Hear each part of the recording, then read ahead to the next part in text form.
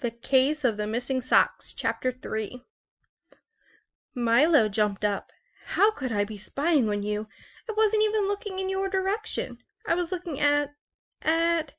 He glanced around wildly. That car! Jazz raised an eyebrow. Oh, yeah? Yeah. Suddenly, her hands shot out. Before he could duck, her fingers clamped over his eyes. What color is it? Huh? What color is the car? Milo tried to think. He had no idea. So much for the first step toward becoming a super sleuth. Silver? He guessed. She took her hand away. The car was brown. I mean, kind of silvery brown, you know? Jazz crossed her arms. I know you were spying on me.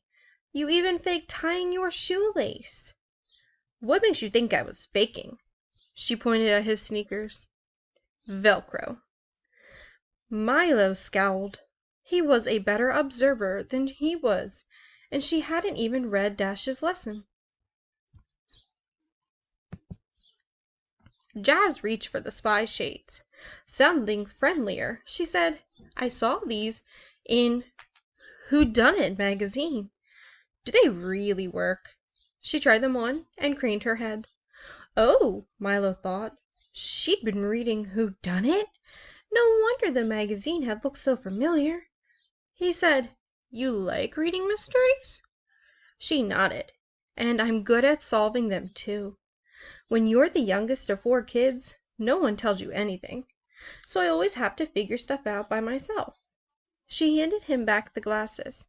So, what are you playing? Spy? Detective? Milo stood up straighter.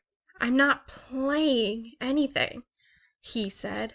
I happen to be a real private eye in training, and I'm trying to solve a mystery. Really? Her eyes widened. What is it?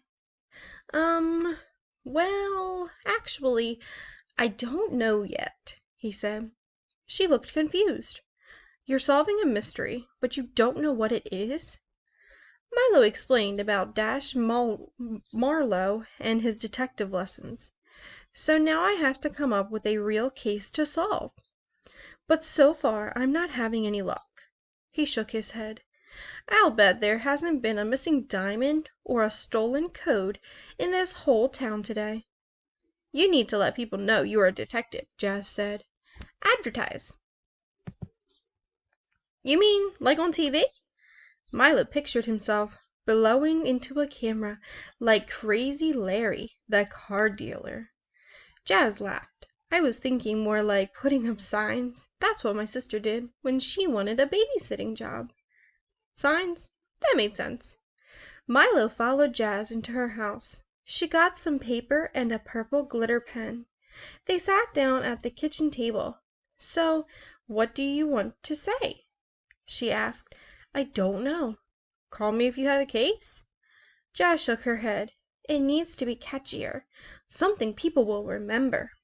He thought, how about Milo can solve any case, even if it's from outer space? She giggled. Then she said, hang on, I've got it. Milo and Jazz, private eyes, mysteries of any size. Milo and Jazz?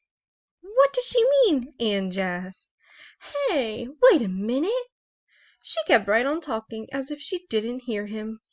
Give us a shout. We'll figure it out.